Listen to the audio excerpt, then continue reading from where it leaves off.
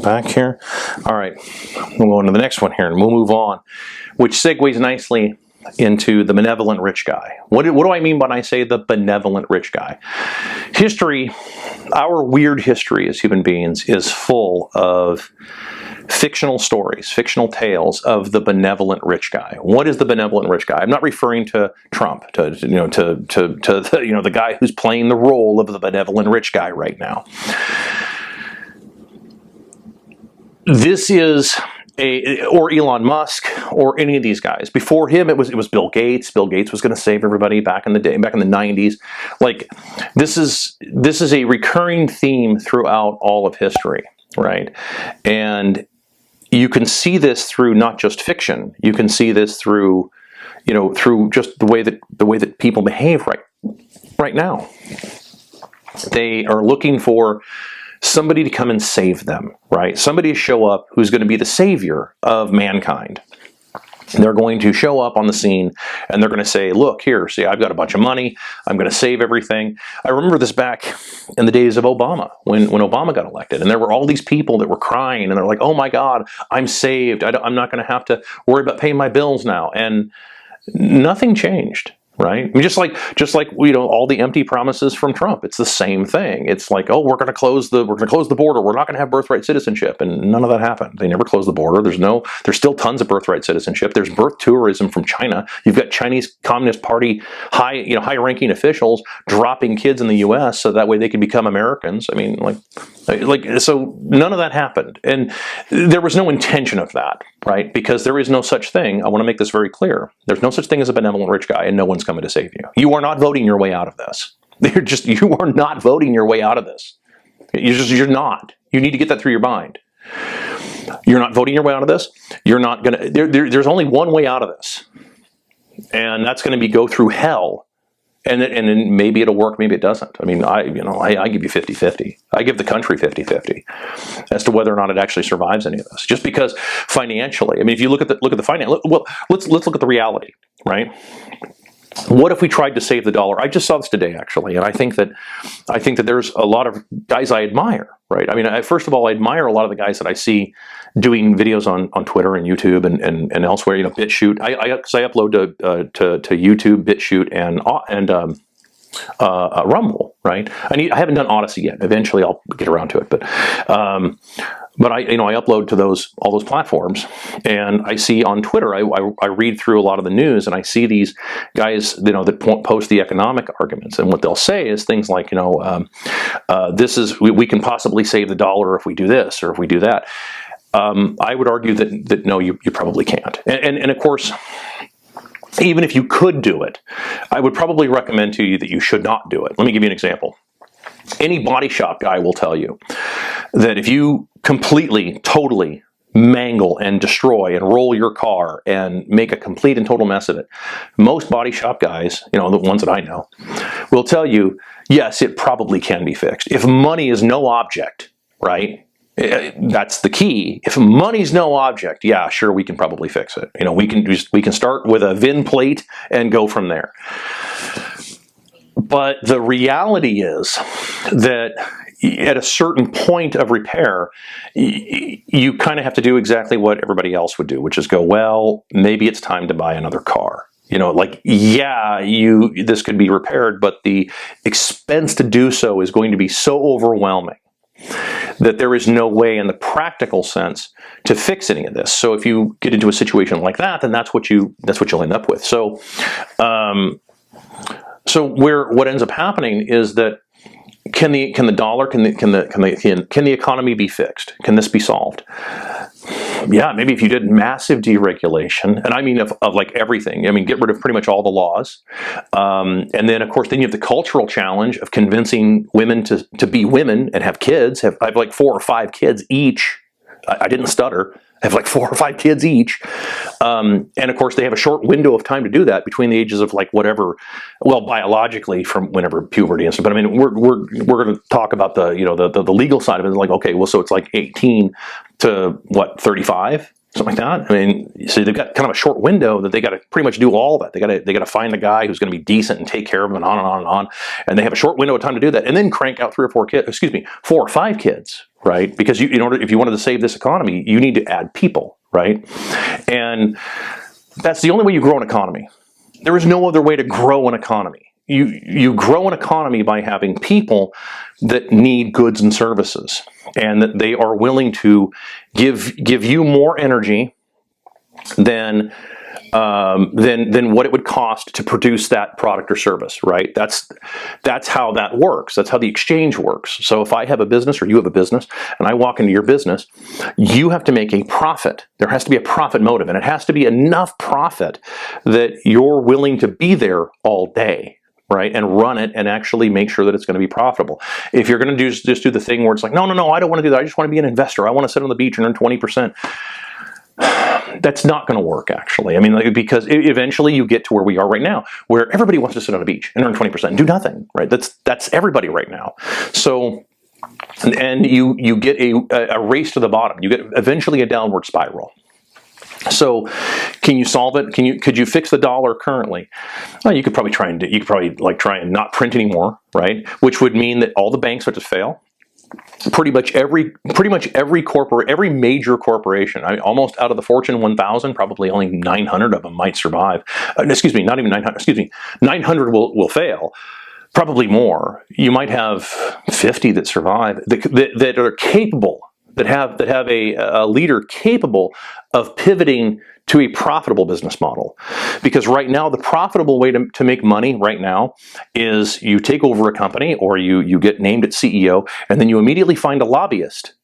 And the lobbyist makes sure that in a bill that's coming up, that they're going to buy your toothbrushes for $85 per toothbrush because they're mil spec. That's how you make money right now. There's just making a toothbrush and then finding people to buy that.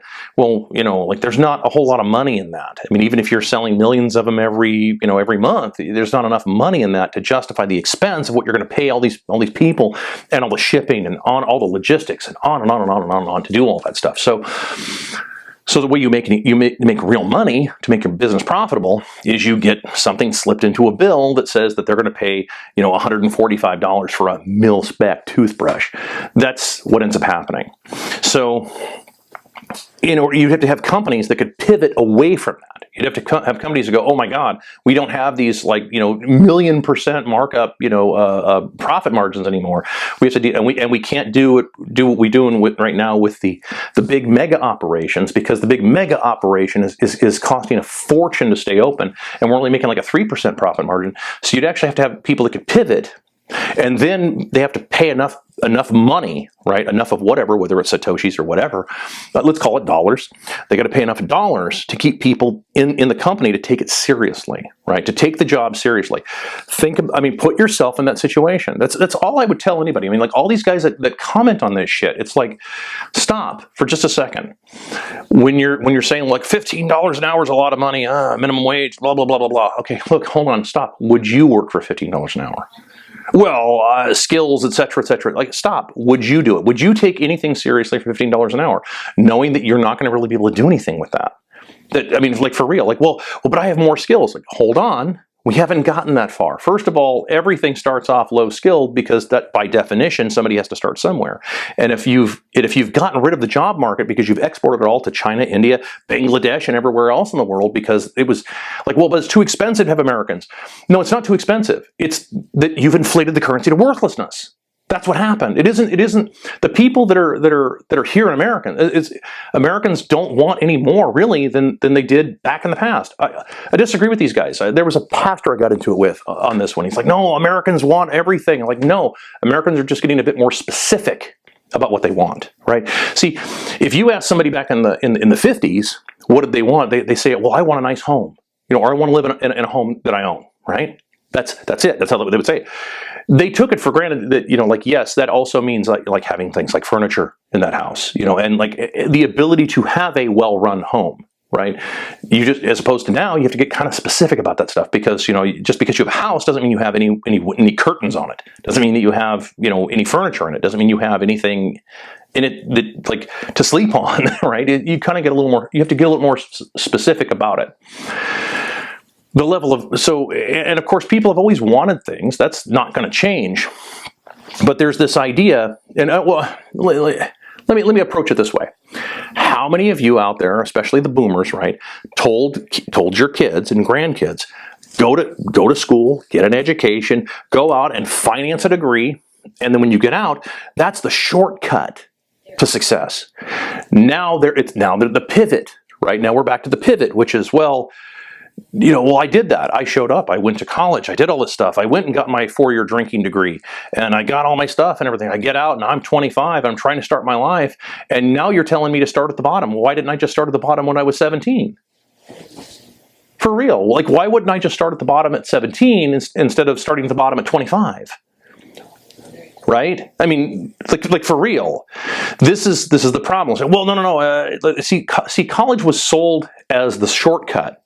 Right? That you went to college, and then that was what that was going to do, was that was going to cut all this time off, so that when you got out, you were going to be more successful. You were going to be able to command more money. But they're not anymore. Well, no, of course not. It's because everybody's got a fucking degree. Everybody's got walls full of crap, ribbons and awards and accolades and all that nonsense. What they don't have is experience, because experience is expensive. Experience means, remember what I said, experience means you lost money. Experience me. So you could say that, well, I lost money on my degree. Yeah, and you're going to continue to lose money on that degree. That's your experience. Your experience is that that it was a huge waste of your time, and the whole thing was just a diploma mill, just a really expensive diploma mill. That's all it was. So when you factor these kinds of things in, then you've got to figure out, like, okay, all of this stuff is going on. Can we fix any of this? Can we fix any of this stuff? Any of the stuff that I just brought up? Can we fix any of this?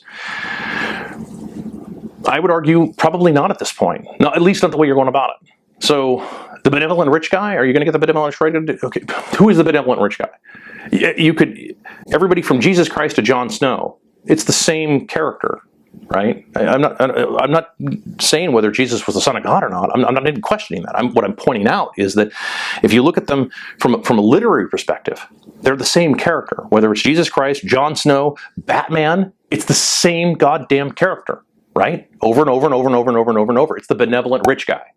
It's the guy who is going to champion, who is rich and he has influence. Zorro, another great example of that. And he's going to be the champion for the little people, right? All of us plebs out here in the real world, he's going to be the champion for us. Well, that's not going to happen, right? Notice that the founders of the United States, most of them, the majority of them were broke. John Hancock, to my knowledge, was the only one that actually had any real money. And he was actually doing rather well under British rule, as I understand. So when he wrote his name all giant, big scrawling and stuff, that was basically him giving the finger to the British Empire, because he was actually doing quite well. I think it was Hancock. There was a couple of them actually that actually did quite well under British rule. But even they said, we are going to need to actually be independent. If you think that any of these guys, whether it's Michael Saylor, Trump, Elon Musk, it doesn't make any difference. They are not going to save you, and they are not going to give up their sacred fortunes. They're not going to do that. It's just not reality. Okay, so that means that you're going to have to deal with this stuff yourself. All of this stuff is going to have to be dealt with by you.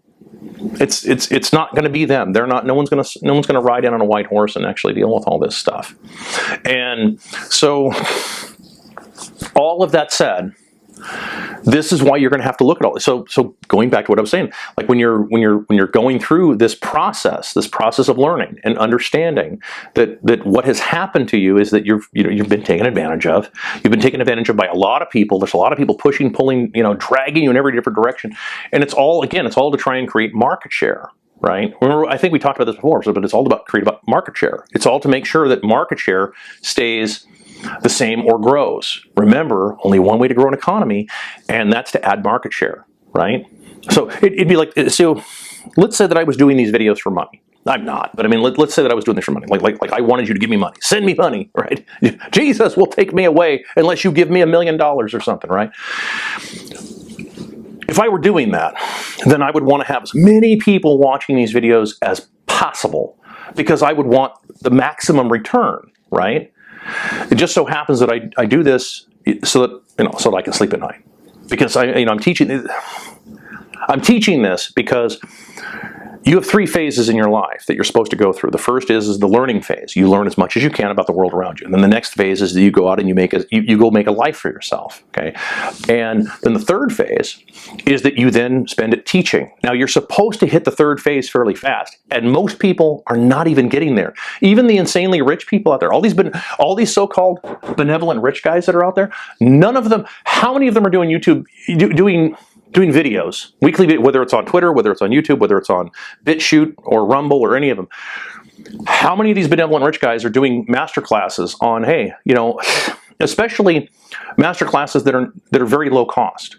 Because you don't need to charge a lot of money because remember, if you've got 10, how many people would subscribe to a master class if Bezos, right? I mean, assuming he didn't want to just sit on the beach and do nothing, assuming he wanted to actually share some of his knowledge as a businessman, his experience as a businessman, how many people would sign up for the Bezos class at $4? How many people would do that? 1 million? 10 million? Like tons of people would do that. They would sign up. It's not like he wouldn't make any money on it. And of course, the fact is that at a certain point, remember, we talked about this, money kind of maxes out. What's Bezos going to do with another $40 million? Nothing. It's not going to affect his lifestyle one shred. But what it does do is it gives him a chance to actually give back some of his experience, right? Or I don't want to say give back, but that's actually an inappropriate way to say that. But to give people the benefit of his experience, maybe for it, the ability to, I don't know, maybe advance humankind. I don't know, maybe do something like that. But none of them are doing it. None of them. I don't see any of these guys actually doing any of this stuff. I mean, you see Gordon Ramsay do it. Gordon Ramsay's out there, showing people how to cook. He has a master class. You see directors. Ron Howard, like a fantastic director of film, and he has a master class. How many of these other guys are doing this stuff? And just doing even like a 1 week 30-minute video wherein they talk about a topic of something they maybe ran into. They tell a story about something they ran into and something they learned from it, maybe even a failure, right? Because you learn way more from your failures than you do successes. Nothing more concerning, I will tell you, in business world, my world, nothing concerns me more than if I'm going to do business with somebody who has never had a major failure, like a major setback, like something that really knocked the wind out of them and like leveled them to the point where they go, okay, hold on, I better rethink my entire existence. That's concerning to me. Because if they never have that, that means that, like, what the hell did they learn? You don't really learn a lot from your successes. Anybody can stumble into a really good business deal, and all of a sudden it works really well. It connects. It just hits with the public, and all of a sudden, shazam! They're on, and they're making a fortune. They've got a lot of money and everything, and now all of a sudden other opportunities are popping up. And those guys, the challenge is that a lot of them don't really learn from a whole lot of major setbacks. So they're not humbled enough to come back and go, okay, hold on, I better rethink some of this stuff.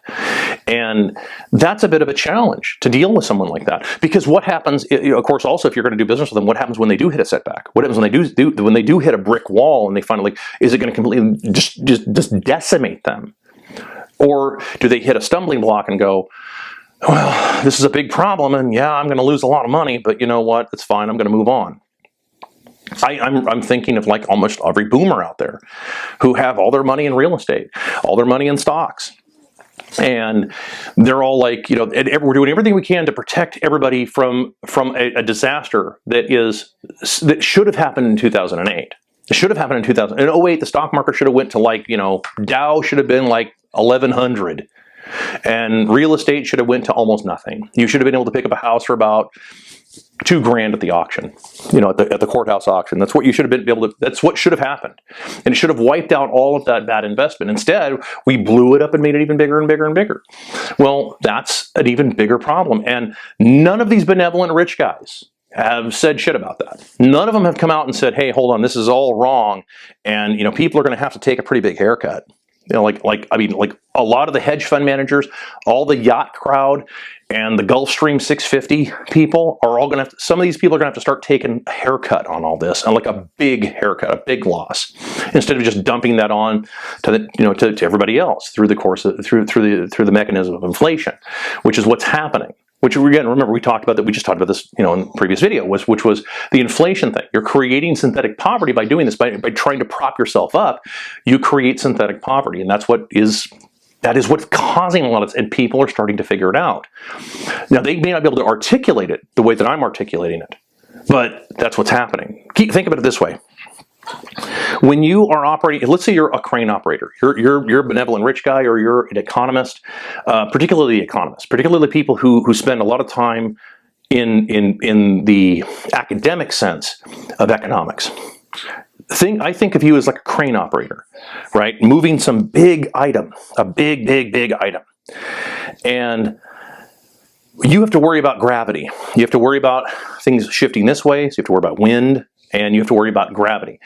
Now, you know for a fact that what's going to happen is that big item, okay, you've got the big item here, is going to, if anything happens, it's going to go down, right? It's not going to, the worry you don't have is that it's going to float into space. You don't have to worry about that. Gravity's not just a good idea, it's also the law. So what happens is you have to worry about it going down or hitting something on the side. This is why you have guys that are on the ground. Right? These are your guys on the ground that are watching all of that, and they're trying to keep an eye on everything.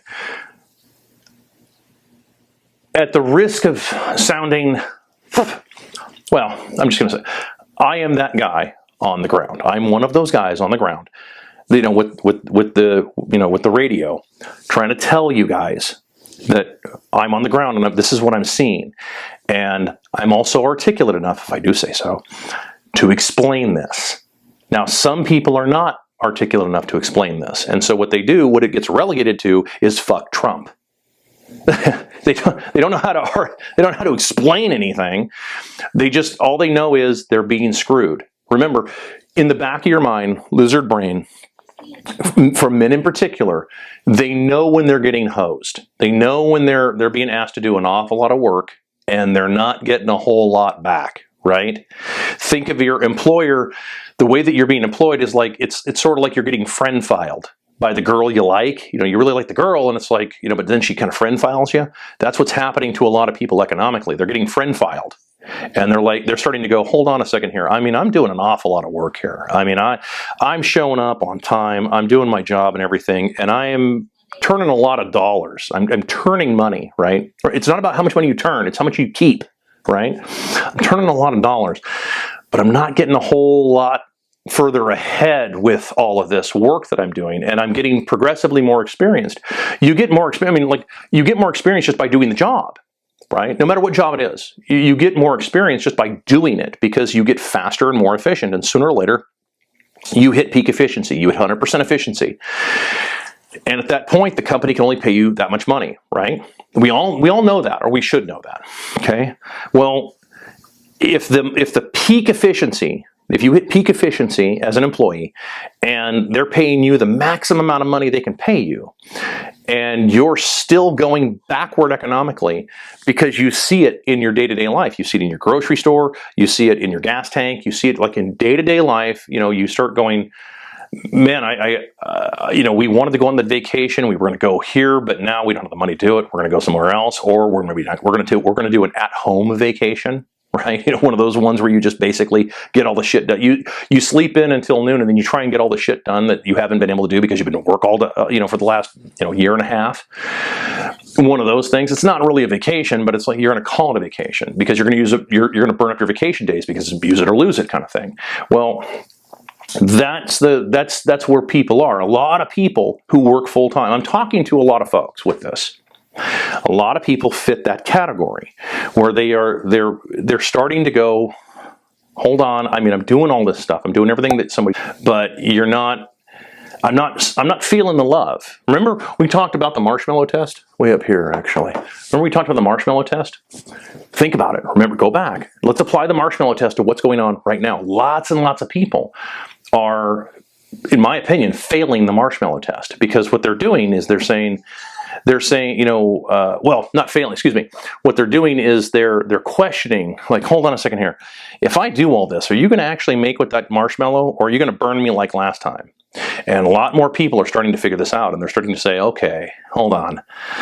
I'm not going to put up with this. Look, listen, here's the deal, man. If I'm going to wait for that marshmallow, I'll go to work and everything, and you're going to give me that marshmallow. All right, so here's the deal, motherfucker. You're going to make with that marshmallow, or I'm going to blow your fucking head off. Now, once you change the deal like that, which by the way, I mean, that's the way to negotiate with that as far as I'm concerned. That's what would happen, is you would say, listen, I mean, you're going to make with that marshmallow, or I'm taking fingers off you. I'm going to hold you personally responsible for it, which you should be doing, actually. I mean, more if you did that, if more and more people did that, right, you'd all of a sudden you'd start waking people up, like, no, hey, this isn't high school anymore. You don't get to be stupid anymore. This is the real world out here. If you're going to make a bunch of promises of, hey, I show up and I do all this work and everything, and then you're going to pay me in chicken shit fiat garbage dollars that are going to lose all their value, we got a problem. More and more people are doing that. And this, by the way, so to tie that off, by the way, this is why you're not hearing shit from the benevolent rich guys. There aren't any. There aren't any. Trump's not going to save you. I voted for the man twice. He's not going to save you. I voted for him first time because I figured I hadn't voted in years. And I'm like, you know what? Maybe this will be the guy. Maybe this will be the guy. I mean, he's saying some pretty good stuff. Maybe this will be the guy. Maybe he'll actually live up to the hype. And he didn't, of course. We all know he didn't really live up to the hype. I know there's a lot of people out there with the 5,000 D chess and all that horse, whatever, okay? He didn't live up to the hype. He didn't really do a whole hell of a lot, which is why I don't understand the people with the Trump derangement syndrome. It's like, he didn't really do anything. And then, of course, I voted for him in 2020. And only reason I did it, by the way, there's one reason I did it, was one reason only. I was hoping that if he won, right, that the left was going to burn the country down. And it was going to just finally get this thing kicked off, the way, the proper way. I mean, if we're going to do a civil war, man, let's get this thing going. I mean, I'm sick of waiting around for all this shit, right? I've got piles of ammo everywhere and stuff. We're supposed to be done with this thing, right? Well, let's move on, right? I'm saying this half jokingly, but I mean, just understand my position on this, right? This is not a unique position. I know I'm not the only one who said things like this. This is lots of other people that are like, and then of course, what happened? Trump lost because he didn't, all of those people like me who hadn't voted in years decided to, they're like, dude, you didn't do what you said you were going to do. You didn't even, not by half, not even by a tenth. You didn't do any of the real major stuff that would have really helped out the American working class. The American working class needed the border shut. American working class needed to have all the illegals. You didn't even necessarily deport the illegals. All you had to do was just cut off all the subsidies. Stop all the subsidies. And what would happen is the people who wanted to stay here in the country for real, who were here because they wanted to become Americans, they wanted to work here, and they wanted to live here, and they wanted to have a family and have all their stuff, they would have to start raising their prices. They'd have to start saying, hey, I can't show up and do this for, $10 an hour anymore, man. I got 5 kids. So I'm going to need to have like, $45, $50 an hour to do this job, just like every American technically would have to say, right? And it would bring the prices up. It would bring shipping prices up. You wouldn't have this stuff where you've got guys that are driving cross country for like, $800, a 4-day trip for $800. Like, that's just ridiculous. I mean, nobody would do that. Burning fuel the whole time. Nobody would do that. No normal truck driver, nobody in the logistics world would ever pull something like that off. But if you got guys who don't care because they're spouses, even though they're not their spouses. I mean, on paper they're not, because they're told don't say that you're married, because then you won't get any subsidies. Well, he didn't even cut any of that stuff off. So no, the benevolent rich guy is not here to. It's not going to happen. Right? That's why you're not hearing from any of these guys. That's why these guys are silent about all this stuff. They'll never bring it up because they know what'll happen. Most of them will lose everything that they have, and a lot of them have inherited a lot of it. It's true. A lot of them, and I'm not saying any specific person, but and some of them actually, did work hard. That's true. I'm not discounting hard work. I'm not discounting that. But there's a lot of people who work hard every day. A lot of people every day who work hard, who do a bunch of shit jobs that nobody else wants to do, and they do them anyway. And they do them for very low wages. They don't require a whole lot of money. But then they get robbed on the back end of that. They get ripped off through inflation as a result of that. And that is pissing people off. like severely pissing them off, and they have every right to be upset about that. So I hope this explains why you're not going to see a benevolent rich guy. You're not voting your way out of this. You're not getting around this. You're not going to find a benevolent rich guy who's going to bail you out. You're going to have to figure out how to do this yourself. My suggestion would be to hurry up and try and encourage the dollar to finish collapsing so that you can actually have a real economy. We can move on once and for all.